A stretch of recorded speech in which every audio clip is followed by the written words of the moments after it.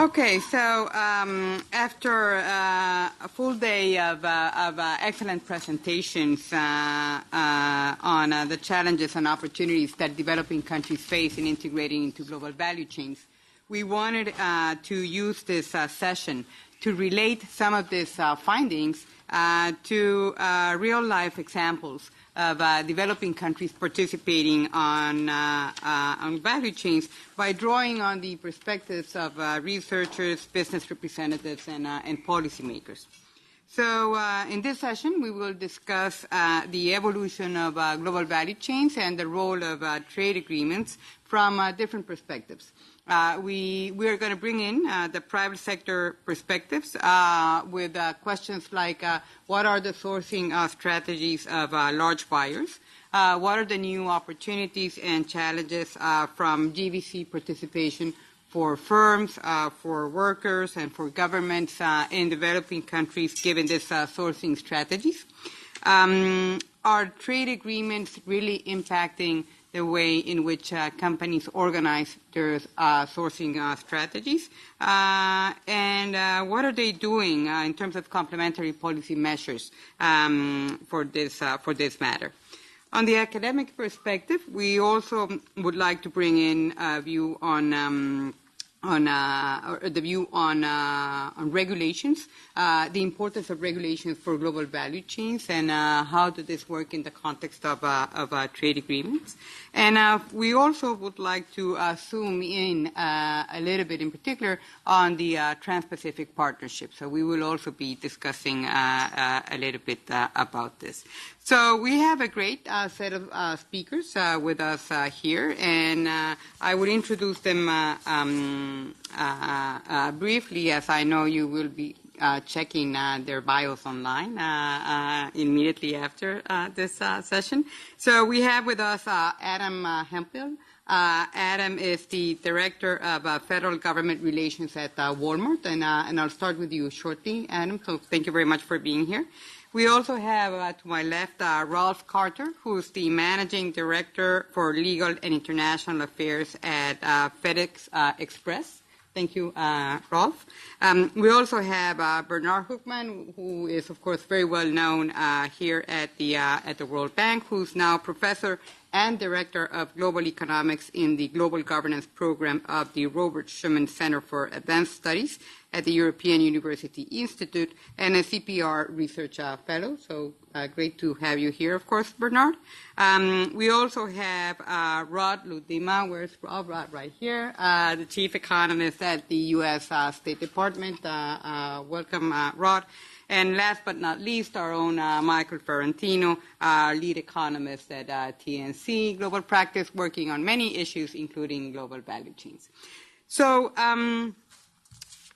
to start with, it is often said that the sequentiality of production from the buyer to the suppliers and all the way up to the producers of intermediate inputs and raw materials is one of the key features distinguishing, of course, GVC trade. Along with a high degree of customization of parts and components, the matching of production teams at the global level, which allows unprecedented skill and knowledge transfer, but also important distributional consequences and the intensive contracting needs between parties, which makes it hard to outsource to third-party suppliers in weak contracting environments. So to start our discussion, let me turn over to you, Adam, to ask you whether you can share with us how is it that Walmart organizes its sourcing plans and strategies, and to see if you can give us examples of supply chain development at Walmart. Okay. Hi, everyone. Thank you for taking the time to let me speak. I have to say, I walked in and I went to Johns Hopkins SAIS, and so I don't know whether to thank you or curse you for the memories that I have of my economics classes. But clearly, I wondered how I was going to present today because we have a smart group of people in the room, and I thought really the best way to do this was to just tell you what I know, which is how we work at Walmart, and give you a little bit of sense of how we approach all of these things. To start, I'll give you a sense of the footprint. I think everyone's familiar with Walmart. We're a chain of retail stores around the world. Each week, about 245 million customers come into our stores, and those stores are 11,000 stores under 65 different kinds of banners across the world in 28 countries. Of those 11,000, I would say you're coming up on 5,000 in the United States, and then the other half globally. But the U.S. in terms of sales makes up about 2/3 of that total. Again, that total is about $482 billion. So we're coming up on $500 billion there. And we have about 2 million associates worldwide. From a sourcing perspective, I can talk a little bit about our direct sourcing in terms of a footprint that's mapped internally. We have about 20 sourcing hubs around the world in various locations and constantly evaluating and changing those as appropriate. About 10%, I would say, of our purchasing is done through directly, and then we have domestic importers and then also domestic suppliers when you're looking at it from a U.S. perspective. Buying is not centralized to a great extent. We have buyers within each of these different retail markets. And so then we have, the largest number of buyers based in the United States focusing on the U.S. market. To a certain extent, we are thinking like a global company, and to the extent that we can think about leveraging our purchase, across different markets, we try to do that. And I can talk a little more about that later. The products run the gamut. Apparel, we started in apparel, general merchandise, and then now that's grown, over the last few decades into produce and grocery items as well. It's interesting for me to talk about global supply chains. I thought it was good that I came here at 5 o'clock. I'm the last point on your agenda, just like we're the last point on the supply chain. At least I was ready to say that until FedEx came along, and now we have e-commerce who takes it from us and gives it to the customer at their house. But we're keenly aware of where we sit on the supply chain and how the opportunities and the challenges that we have to look all the way back, what that presents. Also, on global value chains, we don't make anything. And so that makes it a bit harder to sort of evaluate this. We don't, to a large extent, we're not getting involved into the intricacies of each part of the supply chain in terms of manufacture of the good. We work with suppliers, and they're making those decisions. From a buyer standpoint, it's really pretty straightforward. We're looking at the value proposition for the customer. And so that is going to be a question of quality versus price. We're a discount retailer, to be sure, so our customers are a little bit more strapped than some other retailers, perhaps. But we're fortunate in that, given our size, we like to use our logistical efficiencies and our scale to maybe help provide a better value proposition. But equally important to that, and maybe even inclusive in that, is timely and predictable delivery.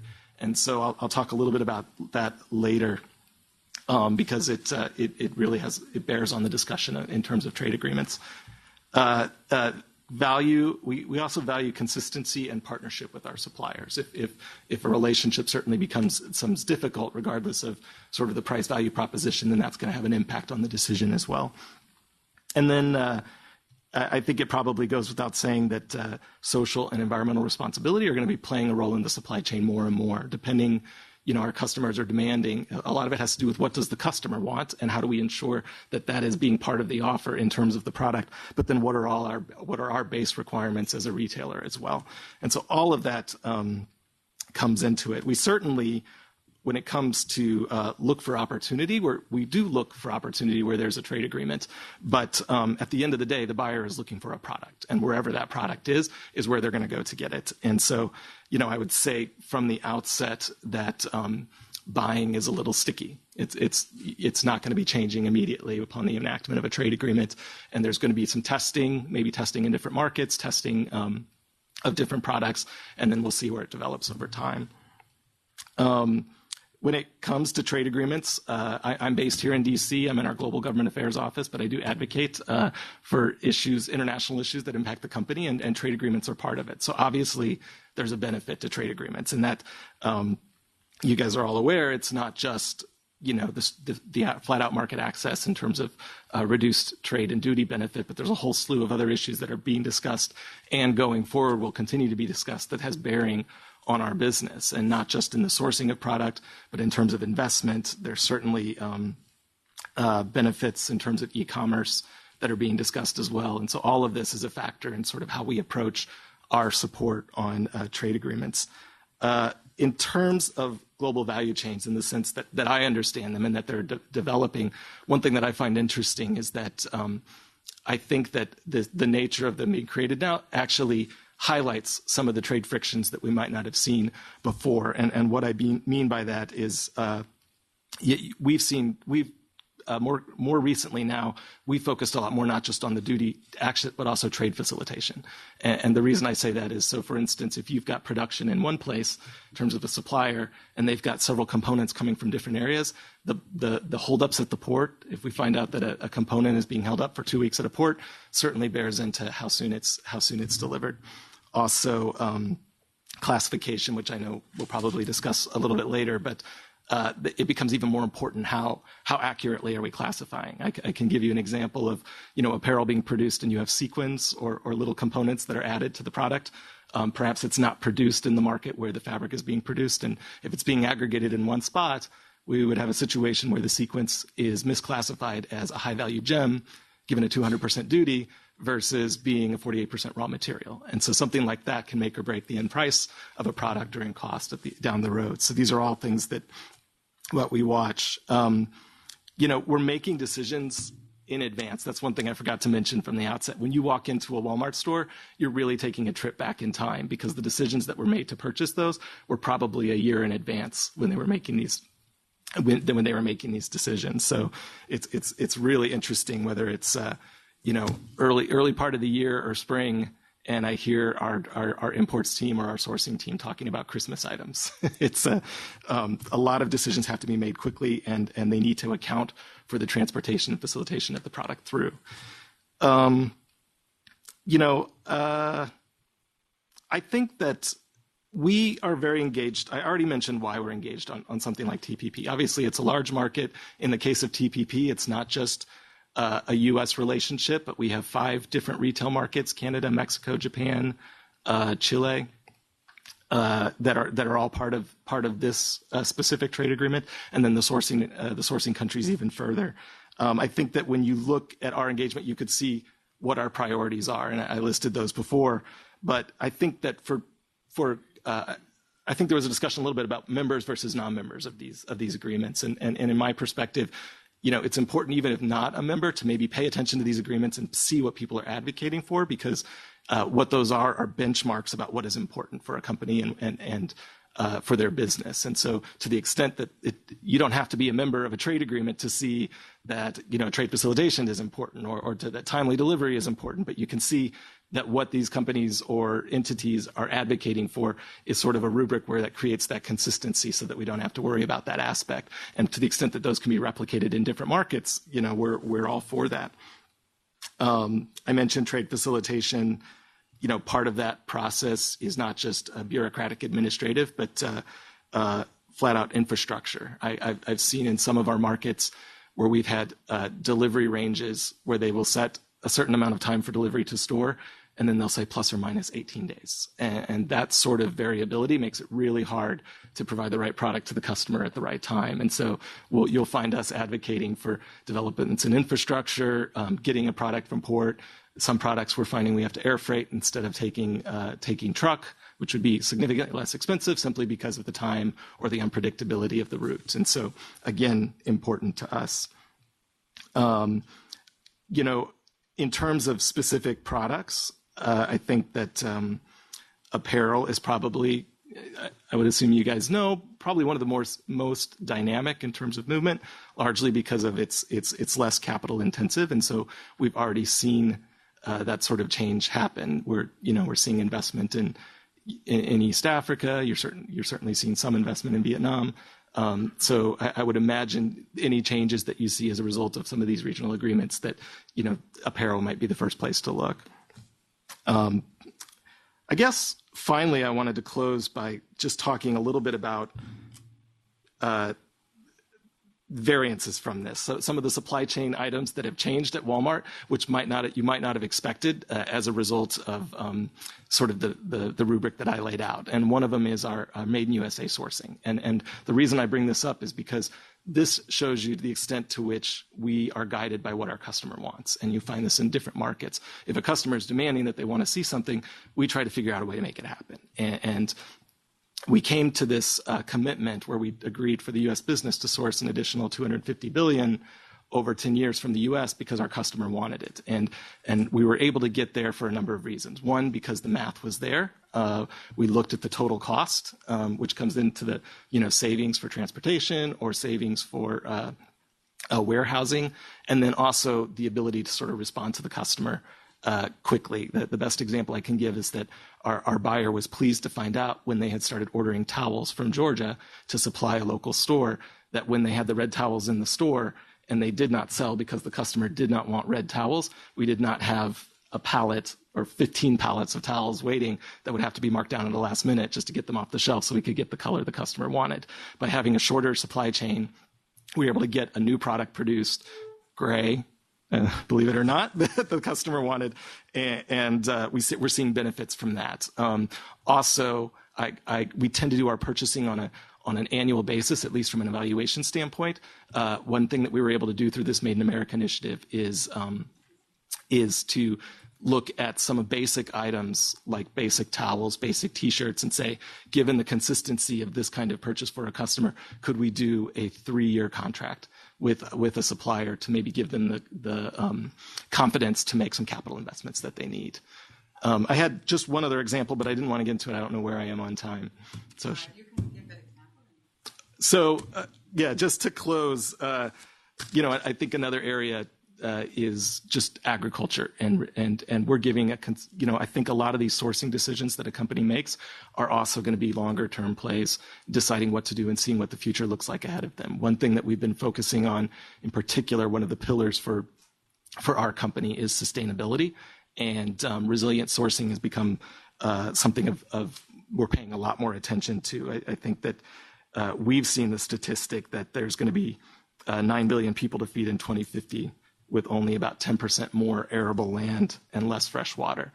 And so our question is, knowing that many of these people will be our customers, how do we ensure that we have the product available for what they want? And so we're coming forward with new ideas, looking at different ways to source, connect with directly with farmers to understand how we can help them connect them with what the customer wants so that they're producing the right things at the right times. And we hope that this will sort of mitigate some of the future challenges that we face. So thank you. Thank you. Thank you very much, Adam. Ralph, let me now turn over to you. It is often said that sourcing and supply chains considerations are incredibly complex. Do we have your slides? Yep. Okay. So can you give us a sense of how complex they are, and what role, if any, for free trade agreements in reducing some of this complexity? Sure. Thank you. I'm glad to be here today. I'll admit that I'm quite intimidated to be in front of this group. I don't have any formulas. I've got a few images that'll divert your attention while I'm talking. I want to take the discussion up to about where these guys fly at about 30,000 feet in terms of kind of some of our experience in the global economy. Like Adam, I'll tell you just briefly kind of who FedEx is, some of the numbers. We've got 325,000 employees. We cover 220 countries and territories, and that's 99% of global GDP. We move about 10 million shipments a day. We've got 652 aircraft. We've got 100,000 motorized vehicles. That's all of our trucks and things. And we serve 375 airports. And it took us 40 years to build that network. And that network is now, we are very proud to say, part of what enables a lot of what you're talking about in terms of dispersed production and global value chains. We see it every day. We're moving all the component parts that go into your iPhone around the world, and then we're moving them from China to the United States. So that's where our business is, high tech, high value, and you'll see that in our route structure in a minute. And I just also want to say that, I was struck by Daria's presentation this morning because all of the policy recommendations that you laid out are the exact ones that, from our experience, we see as the right ones as well. And I want to thank all of this group for all the great work that you do on trade, things like your ease of doing business index and the logistics performance index. Those are things that I use in my job all the time when I talk to countries about where they're performing in these rankings. And they pay attention to this. As you know, it's a source of pride for them. And so the work that you do is really important for companies like us and people like Adam and I that talk about trade around the world. I'll also say, you mentioned trade facilitation. Walmart and I and FedEx and the other express operators are part of a global alliance on trade facilitation that's being set up with donor countries, working with the World Bank as well. We're excited about this. The purpose is to help implement the WTO trade facilitation agreement to a high standard. And from our perspective, that has the potential to do more to generate trade and to help businesses, including small businesses, participate in the global economy than anything we can do. My next slide here. This works. Quick? No? I'm sorry. Okay, just quickly. So these are some of our customers. You know, we don't do documents like everybody thinks. The number one, it's hard to read, but on the red there, that's engineering and manufacturing, and then you go to transportation services, consumer goods, retail, financial services, health services, storage, textiles, automotive, printing, and then other. And so we cover a wide swath of the economy. You can go to the next one. So this is a representation. This is quite old, but it gives you a sense of our global network. And so you'll notice, you know, high density in North America, Asia, and Europe, and much less in Latin America, and zero flights actually to Africa. And that reflects the fact that we carry, again, high-tech, high-value-added goods, and the component parts that are made, that are being used to make those goods, and we fly where the consumers are buying those goods. And so that's why our network is as it is. And you don't see much in Latin America, and unfortunately you don't see any in Africa right now. We're hoping to be able to develop a flight that will be able to generate enough traffic to make it worthwhile. We serve every country in Africa, but we use passenger airplanes because the volumes simply aren't big enough to justify putting a large FedEx plane into Africa at this point. Because of some of the sourcing changes that Adam talked about, we're very hopeful that in the very near future there will be sufficient business for us to be flying into Africa. I'll just also, you know, kind of confirm again the points that you laid out. We follow our customers, and our customers are making investments in countries that are implementing the policies that Daria talked about in terms of the business environment, the logistical environment, the customs environment. Those are the countries that attract the high-tech industries and the high-value-added industries, and those are the businesses that we follow around the world. See if I'm missing anything here. I'm going to go through this quickly. Maybe we can have some time for Q&A. Again, the World Bank has done fantastic work on the value of trade facilitation. You've been looking at this for years. Again, I use it all the time. I think the academic case that trade facilitation is good for a country's competitiveness is now firmly established. I think that now the challenge is to implement it. And again, the trade facilitation agreement gives us that opportunity to implement all the great recommendations and all the great academic research that we've done. And that's why we're excited about it. So this is an old slide. This is from 2007. But in Asia Pacific, we refer to the noodle bowl of trade agreements. Each one of those lines is a trade agreement. And this is from 2007. So that is a lot messier now than it was back in 2007. Each one of those lines has its separate rule of origin. You know, I saw some of the complicated presentations on rules of origin earlier on. And, you know, TPP is going to be hopefully laid on top of that. That'll be a fatter noodle, but it'll still be a lasagna noodle. And hopefully that will simplify a lot of this. But the fact is, a lot of these agreements are still going to be there. So a company looking at all these different choices and rules of origin has to make these kinds of very complex assessments about where they need to source their parts. Incredibly complicated. And as I believe some of the presentation said earlier on, a lot of companies, especially big companies with long and sophisticated supply chains don't take advantage of the preferences that trade agreements provide because the administrative cost of figuring out and complying with the rules of origin are just too great. I've heard many industries, auto industry has said this as well. I don't like to say this around my USTR friends because they spend lots of hours negotiating these. But the fact is that it's a very complicated assessment. And that's why some of the other things that Daria talked about in terms of the business environment are equally as important in terms of sourcing decisions and investment decisions. But we do know that, countries are concerned if they're on the outside of a multi-regional like the TPP.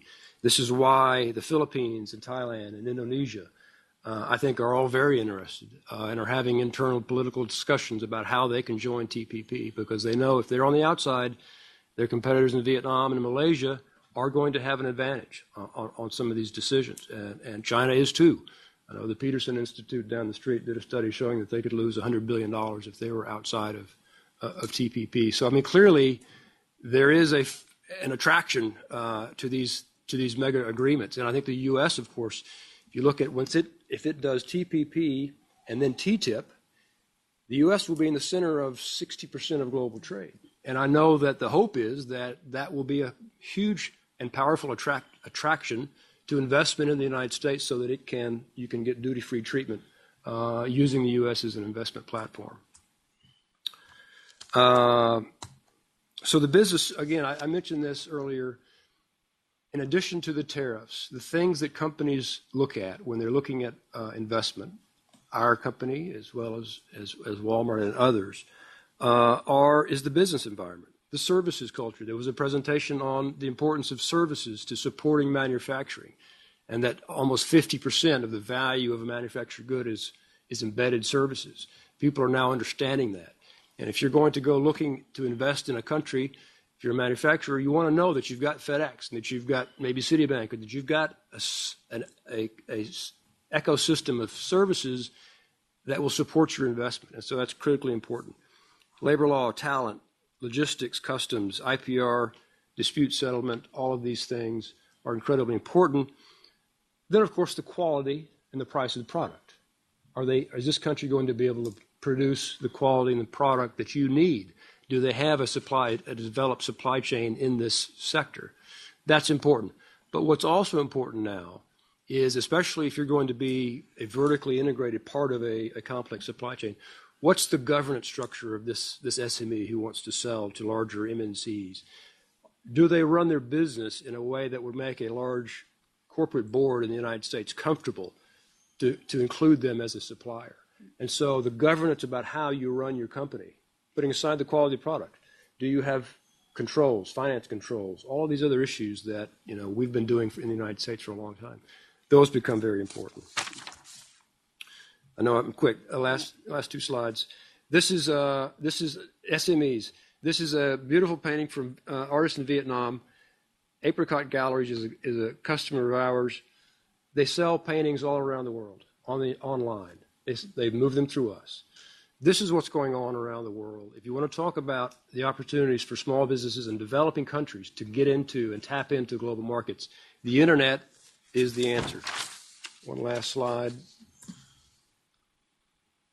Yeah, you have to hit it again. Okay. This is, again, you see this, the fan is marked at $5 on the sale there. You see the same fan on sale at eBay for $49. This is the power of getting 1 million eyes on your product rather than a dozen eyes that walk by your store. SMEs are being pulled into the global economy by virtue of just having a website.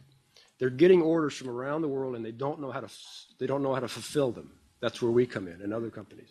They want to do it, but they're faced with regulations and customs, and so they're intimidated.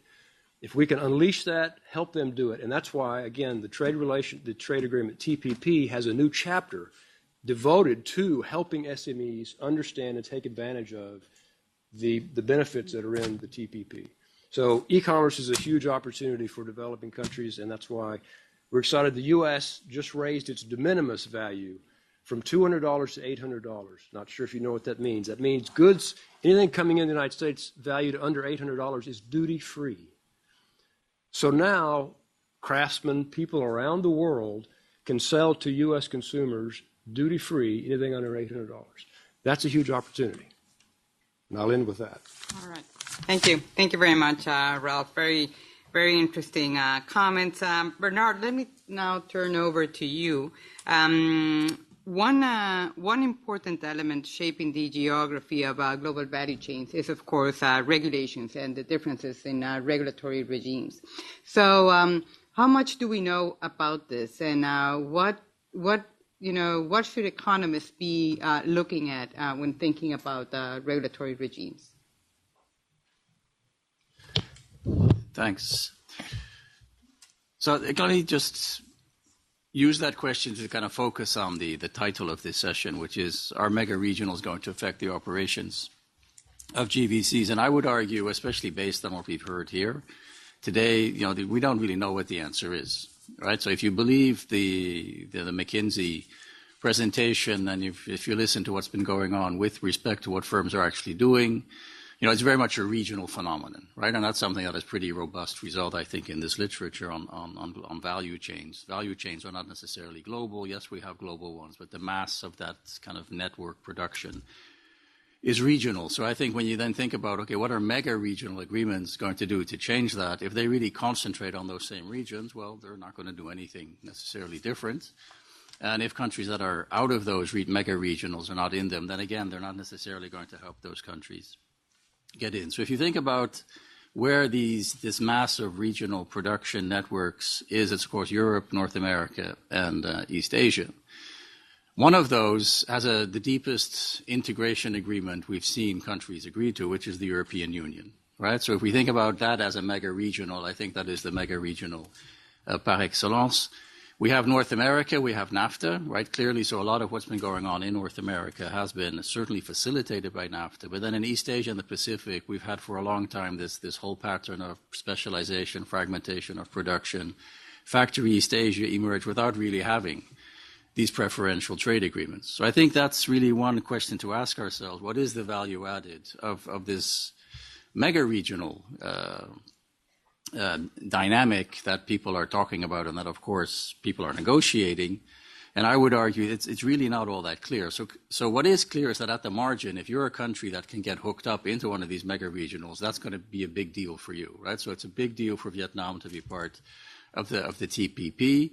And it's really bad news for Cambodia because Cambodia is going to get screwed, right? So that's not just TPP, it's also the EU negotiating with Vietnam, and there's cases we can come back to and discuss where we actually see investment moving out of Cambodia into Vietnam precisely for the reasons that and that has to do with rules of origin. So we had a good paper on rules of origin.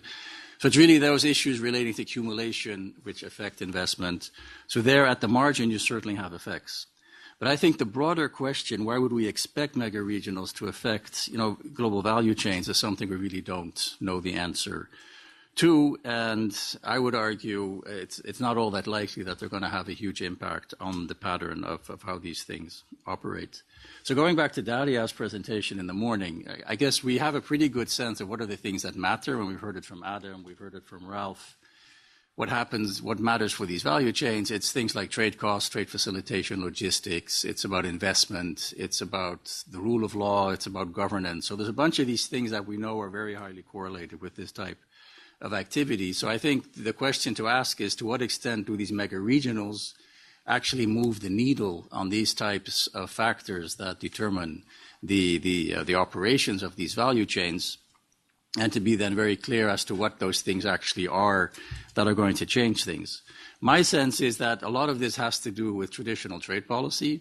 So a lot of this is being addressed in normal preferential trade agreements, right? It's also being addressed through unilateral reforms, right? We haven't heard a whole lot about unilateral trade policy here, but obviously that is going to be a big factor in terms of getting potentially investment in countries to actually engage with and participate in these types of value chains. So I think the question we need to ask ourselves from a research perspective is what's special about the mega regionals? And the answer to that, if you ask the negotiators, or if we ask ourselves, it has to do with this notion of deep integration, right? So somehow these mega regionals are getting us deeper behind the border. It's focusing on regulation. It's focusing on trying to achieve regulatory convergence or regulatory cooperation, regulatory coherence. There's a whole bunch of these C's that come after regulatory in this literature. And then what matters for the countries that are not part of the mega regionals is what are the spillovers associated with whatever type of regulatory cooperation can be achieved. So I think one question is, to what extent is there going to be this regulatory cooperation and convergence? And I think there's a lot more talk than there is action. And this is a very difficult process. And we've seen that, I think, very clearly emerge now in the TTIP negotiations, which I think is the really first kind of serious efforts between two major trading players to actually say, okay, let's actually talk about how do we reduce the trade impeding effects of differences in regulation. And that's been going reasonably well, I think, if you leave it to the regulators and you give a mandate to the regulators to do it. But I think what we've also seen, and I think much less in the US than in Europe, and in Europe there's been a huge backlash against even having this discussion, right? So there's a huge fear of a race to the bottom. There's a huge lack of trust among the European citizens in what goes on in the United States, which is completely irrational. In the sense that, I am the not so happy owner of a Volkswagen Golf 2-liter diesel, which, has been polluting massively. So here in the United States, of course, there's no way in hell that car is ever going to get sold again and that Volkswagen is going to have to pay the price of what they did. But it's an example of where I think there's a lot of differences in how regulation actually happens on both sides of the Atlantic in terms of enforcement. So all that to say, it's very difficult to conceive of how do you actually deal with those types of issues. It certainly can be done. I think one of the things I take from the literature in this area, which is not being written by economists, it's very much being done by sociologists, by political scientists, in terms of what regulators are actually doing to try and deal with these differences in regulation. And there's actually a lot more happening than I certainly was aware of before I started looking at this. And I think the big question to ask here, and I'm not sure it's a question we can actually get to grips with as economists from a research point of view, is how can trade agreements actually help regulators do their job more efficiently, right? And I think part of the problems that have arisen with the negotiations on the TTIP is that it's still much too much seen and much too much presented as a market access kind of agenda, where we have, some reductions in these deadweight losses, or we can get rid of some of these fixed costs associated with differences in regulation. But it's not a narrative that says, no, this is really about helping us achieve our regulatory objectives, right? So and I think that's something that really has been missing in the presentation of these types of agreements by the trade negotiators. And I think that's where, again, I think if we could actually contribute to that type of a discussion, we'd be doing a lot of good, but I'm not sure there's a whole lot we can contribute to that particular area. Now, if you think about what types of deep integration are actually being pursued through these trade agreements, there's 3 or 4 approaches. One, you have the European Union, which is really all about kind of really deep integration, right? So there's a lot of common institutions, there's a lot of harmonization. Over time, there's extensive mutual recognition and acceptance of each other's standards. So that's one model, which is very much tied to accession. Then we have, and again, I'm going to talk a bit about the EU because I think the EU is the set of countries that really have done by far the most in this area.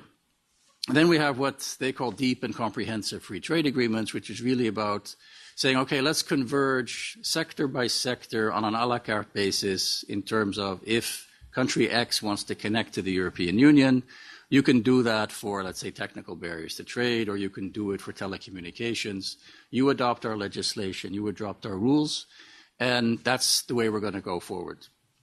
Now, that's a mechanism that they've been trying now for the last 10 years or so with some of the Eastern partnership countries. They're trying to do it with some of the Mediterranean countries, and it's not going particularly well, right? So the research here is, again, pretty thin. But what it shows is that accession obviously has a big effect, but it has a big effect because of the credibility in terms of the institutional change and dealing with these regulatory types of questions. As soon as you get rid of those common institutions, it becomes a lot harder.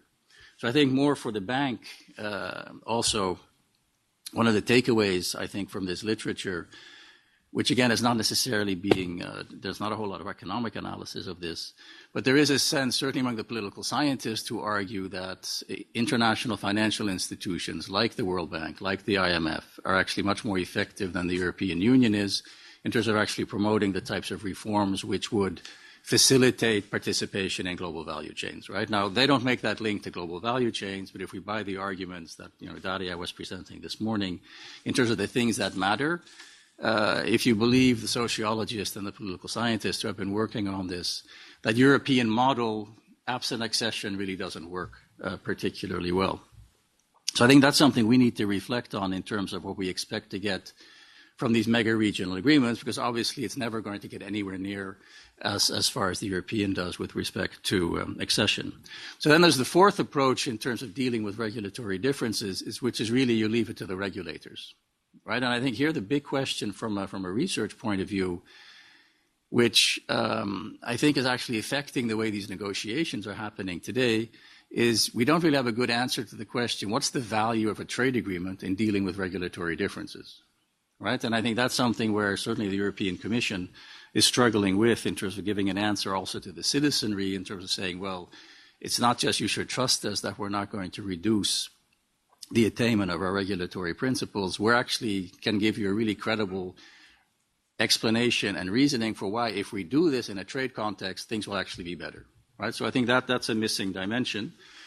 And there's a lot happening already between regulators, as I mentioned, right? So actually the regulators today are actually concerned that the trade, putting all this stuff into the trade agreement context is polluting the progress they've made in actually talking to each other on a daily basis, having cooperation with each other. So there's quite a bit of sectoral international work going on among regulators, which is really multilateral, right? And I think that I'll end on that point because that's the big, I think, distinguishing feature between the trade agreement model of dealing with, what we tend to call non-tariff barriers and non-tariff measures, and essentially the notion we all have in our heads as economists that these are equivalent to barriers and they're probably welfare reducing, whereas in fact what we're talking about quite frequently are policies that are certainly not designed to reduce welfare. So I think we need to make a distinction between these kind of discriminatory types of policies that are intended to keep foreign supply out and the non-discriminatory types of policies, which are more regulatory in nature. And I think there really, again, the big question is what can be done effectively through these mega-regionals to deal with those non-discriminatory types of regulatory policies. And my take on that is if you look at what is embedded in agreements like the TPP, they're really kind of general principles of good regulatory practice, right? And I think so. The more I think that those types of agreements actually deal with and try to promote ways of addressing regulation, which actually makes sense in the sense that everybody has agreed that these are good ways of pursuing, then they might be helpful. But the discriminatory dimension of the way we usually think about that we often think about kind of reducing these NTBs, that is not necessarily going to be a very effective way of moving forward. One final point on mega-regionals, deep integration. I think, again, if you take a look at the European Union, I think it also illustrates the limits, to this type of vehicle to reduce the trade costs, right? So if you believe the literature that says at the end of the day what really matters are institutions, and whether we define that as rule of law or governance or property rights or what have you, there's still huge heterogeneity within the European Union. Right, so I live in Italy, and if you're a business and you need to go to court in Italy, good luck, right? That's going to take you 10 years, if you're lucky to get a court ruling. Greece, we don't need to talk about. So it shows you that insofar as these are the things that really matter, you could have the deepest integration agreement we can conceive of, which is the EU, and it's still not going to do a whole lot of good in dealing with the kind of real binding constraints towards more investment in this type of activity. So I guess my take on this is caveat cubed. I don't buy the notion that, there's going to be a lot happening through these mega regionals which will have a big impact. I think the traditional agenda of trade cost, trade facilitation, logistics, etc., is much more likely to have much more immediate effects on the way these global value chains might work. Thank you, Bernard. Some interesting points.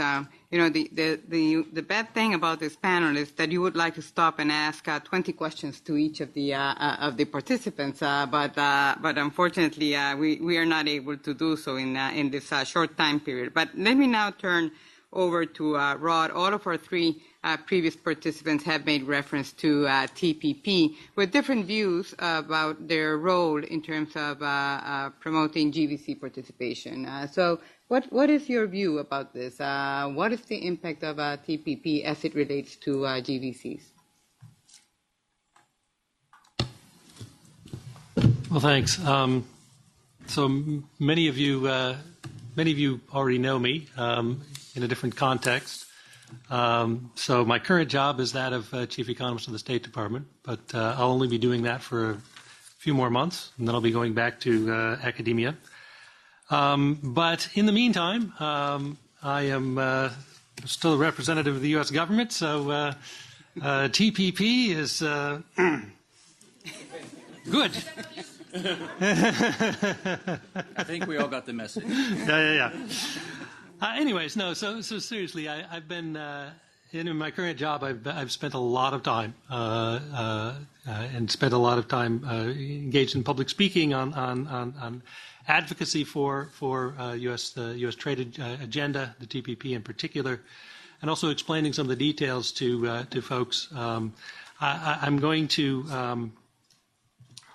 to assume that you're more informed than most of the audiences that I address, but I still think that there's probably some clarification that's in order. So I'm going to confine my attention mostly to just what's in TPP and what are the elements that are designed to promote global value chains. Whether it will succeed, I think is it's very, very far too early to tell, but certainly, you're not going to succeed if you don't try. So when I have the standard, this sort of standard White House talking points on TPP, we use words like ambitious, comprehensive, high standard, and 21st century to describe this agreement, and always makes me wonder what must make a lot of people wonder what do these words mean. Back in the 20th century, 21st century meant futuristic, but now that we're 2 decades in almost in the 21st century, what does it mean to say that we have a 21st century agreement? What those words are actually chosen quite carefully, if not particularly evocative, but what we mean by a 21st century agreement is that the agreement is explicitly and carefully designed to promote sort of new types of trade that have emerged in recent years, most notably trade in services and in particular digitally enabled services, which is where most of the growth in services trade has come, and also to promote value chains. I'll hesitate to say global value chains because this is an agreement that's designed to promote the Asia-Pacific value chains. But I think that there is a broader goal of TPP, which has to always be kept in mind, which is that this is not an agreement that is static. It is an agreement that could potentially add future participants, but also, in fact, perhaps more importantly, is designed to, or is a spur to the rest of the world to step up and adopt some of the same types of disciplines and commitments that we have in this agreement, and through whatever channels we can get that done, but hopefully through multilateral negotiations down the road. So, anyways, the elements of TPP that are there's a whole bunch of elements of TPP which are intended to work in tandem to actually promote value chains, so some of them are designed to make value chains more efficient. Others are designed to make them more accessible to a wider variety of firms.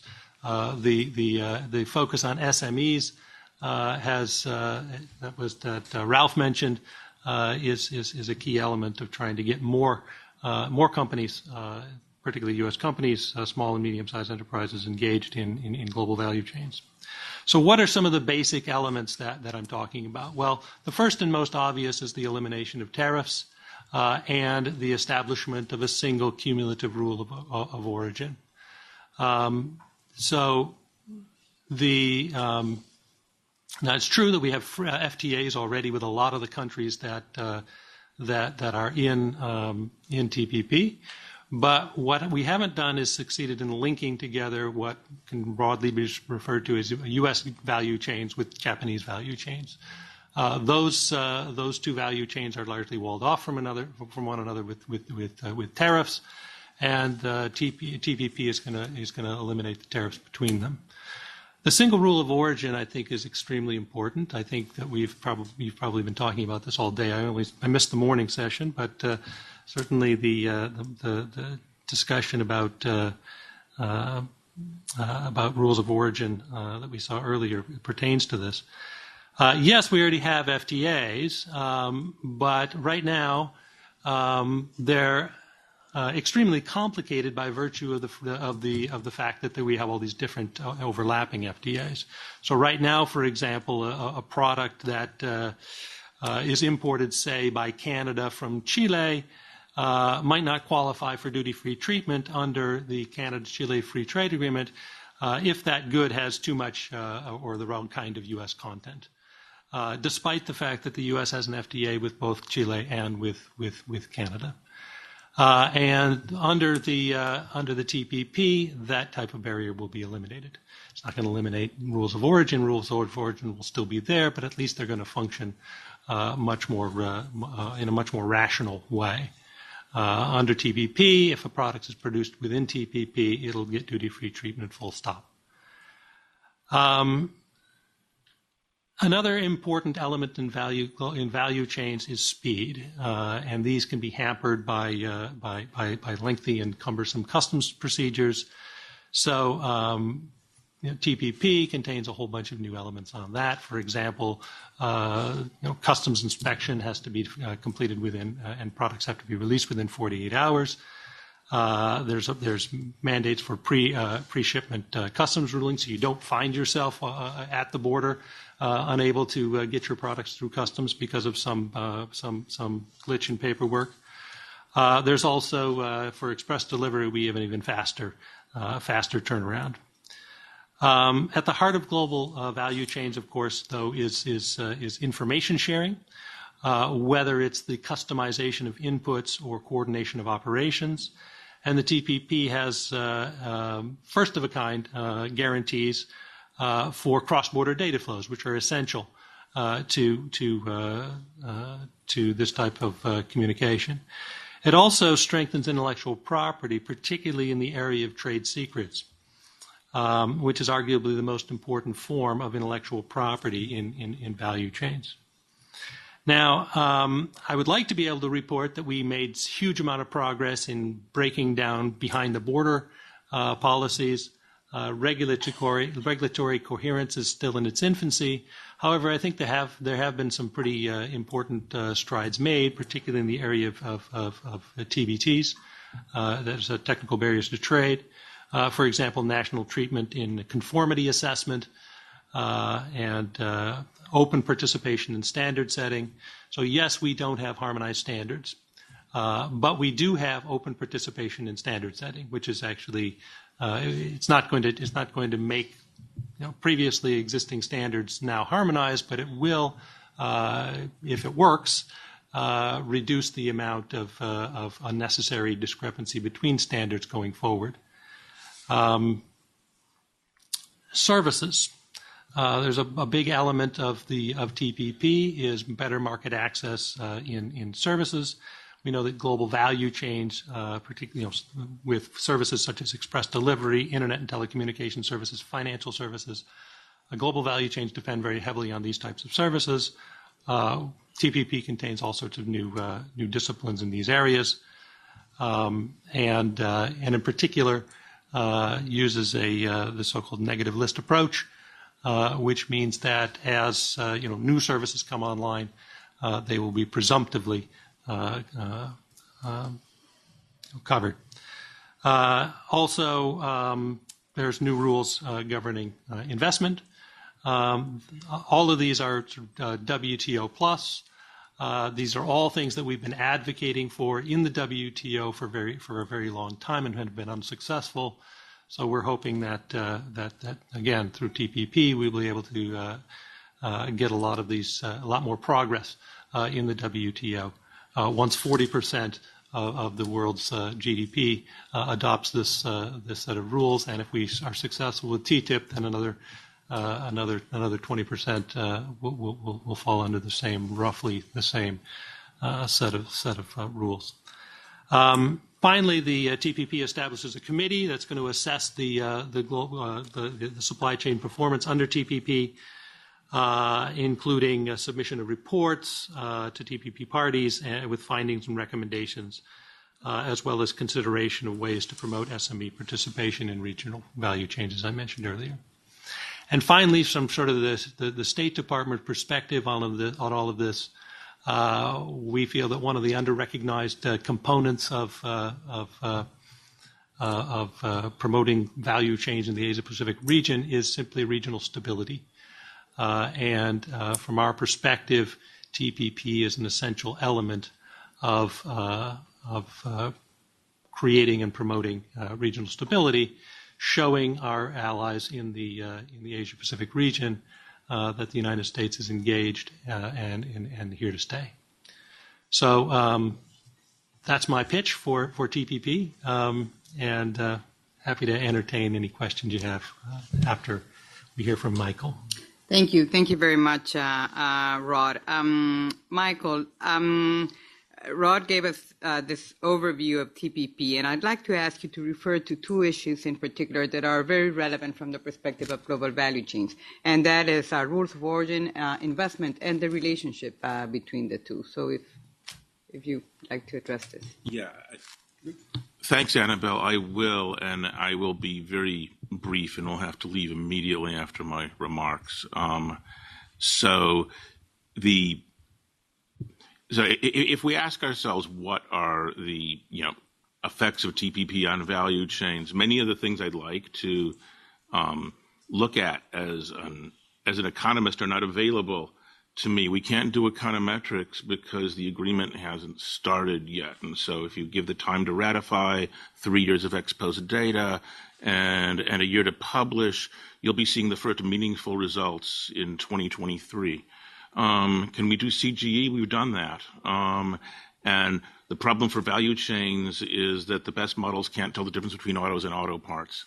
So we can also do an in-depth study of the agreement, which we are. And I'd say the main takeaway from that, which would cause me to underline the same sort of uncertainty that Bernard has, is that a 21st century agreement is within itself a noodle bowl. So I watch, somebody very smart like Gerard McClendon read the trade facilitation chapter, and on the first read through, it's like, well, let's hold up the chapter to the WTO trade facilitation agreement and see if there's any additionality. Well, there's about this much. It doesn't look like there's much. Second read through, there are 5 different chapters in this agreement that could impact trade facilitation, and maybe 4 that impact competition policy and 5 that impact product standards. And so, even getting lots of smart people, it's hard to do it that way. But you can look at investment, because the great thing about investment is that people look forward and you can actually see them doing things before the agreement. We saw this with Nafta. The boom in investment really started about 3 years before the agreement, and then kind of dropped off once it was all over. And so I could point to 2 things, one of which has been referred to already. There has been a lot of investment in Vietnam in textiles to take advantage of the opportunity to import apparel in the United States. In fact, if if you look, it was reported that there was already fresh investment in Vietnam from China, Hong Kong, Taiwan, Japan, the U.S., and South Korea as of June 2014. Now, that's 18 months before the agreement. And by the way, they didn't know that it was 18 months before the agreement. For all they knew, it could be 5 years. For all they knew, it could be never. They had to assign some positive probability to that.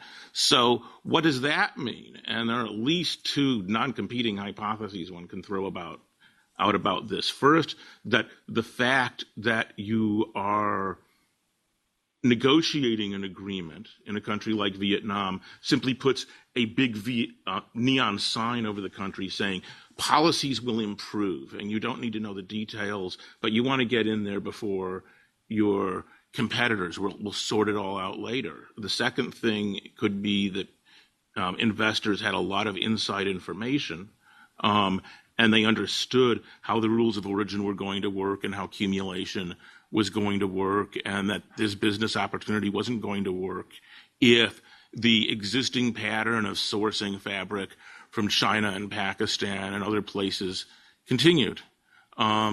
So we can see, even responding potentially to something quite complex, that people are investing money right now. The second is that Ford Motor Company has announced their opposition to the TPP. At this point, you may look at me as if I'm crazy and say, Michael, that's not an investment. That's not an investment at all. Just because this is a well-informed group. How many people here already knew that Ford had announced their opposition to TPP? Okay, I'm seeing some hands go up. Okay. It is an investment. It's an investment in something called government relations. Okay. And to the extent that people know about it, it seems that it's worked at least a little bit. And one of the things that people who study political economy know is that sometimes you have an alternative between actually making investments in plant and equipment and investments in changing the policy. Why should Ford think that this investment would have a positive rate of return? Well, the last time it came around in the U.S.-Korea FTA, they actually succeeded in getting a renegotiation. So sometimes these things work. Now, what one can ask, and I would encourage the econometricians and theorists to ask yourself about this, is why is it that in textiles and apparel we see investments in production actually to switch suppliers, and why is it in autos we see investment in lobbying? And I would suggest that the reason may have something to do with something that all the theorists like, which is that there's differences in technological complexity and asset specificity between apparel and autos.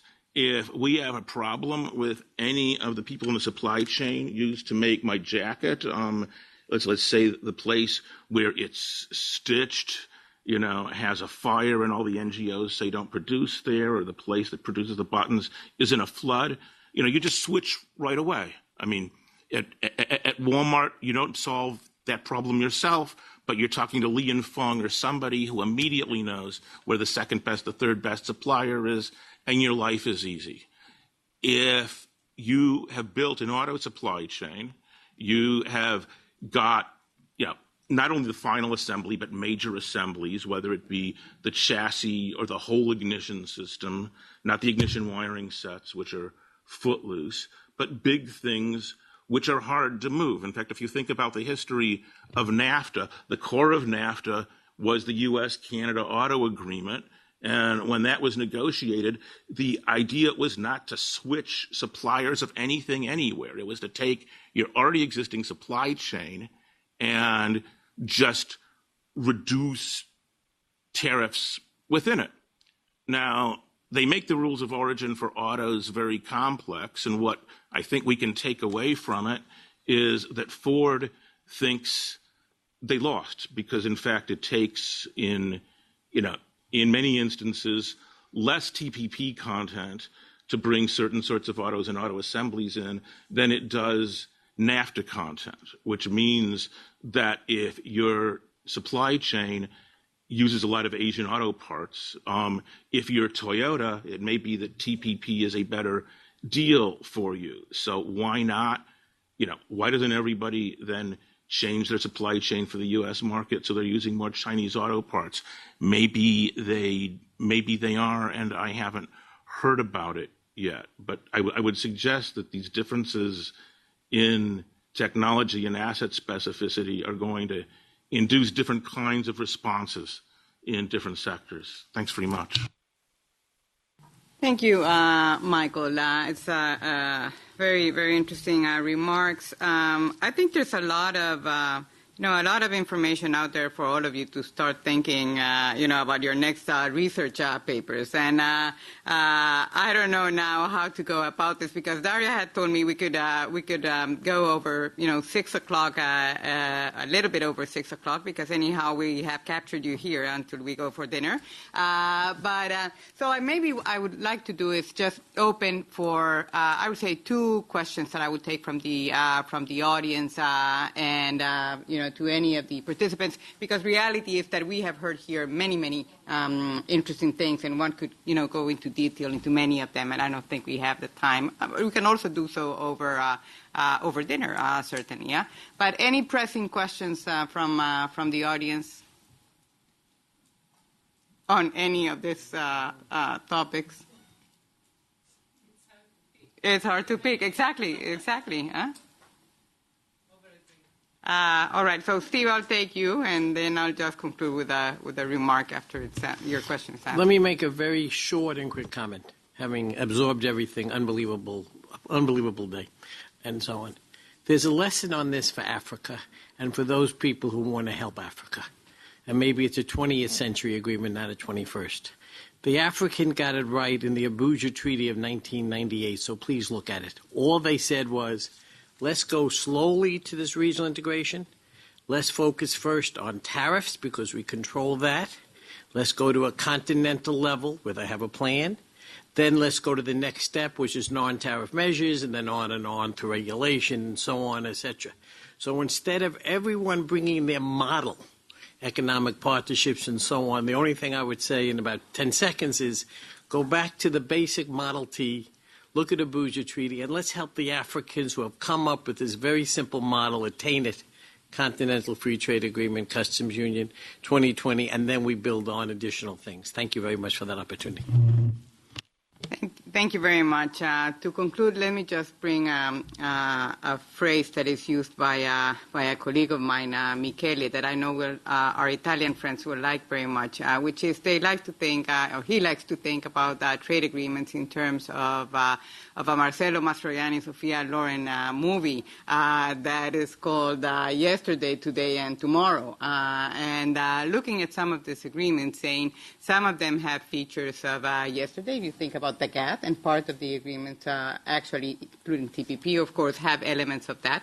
Part of them have elements of a today agreement, and you could argue that Nafta probably started this trend, and certainly TPP goes a lot more into this. And tomorrow's agreements would relate more to some of these regulatory issues that Bernard was talking about, and maybe TTIP may go in that direction. Maybe TPP also has a little bit of this in some of the chapters on TBT and others, and each of them may be relevant in a different way, I think, to global value chain. So, with that comment, let me stop here and thank all of the participants. And now I turn it over to you, Dario, for the logistics on the dinner.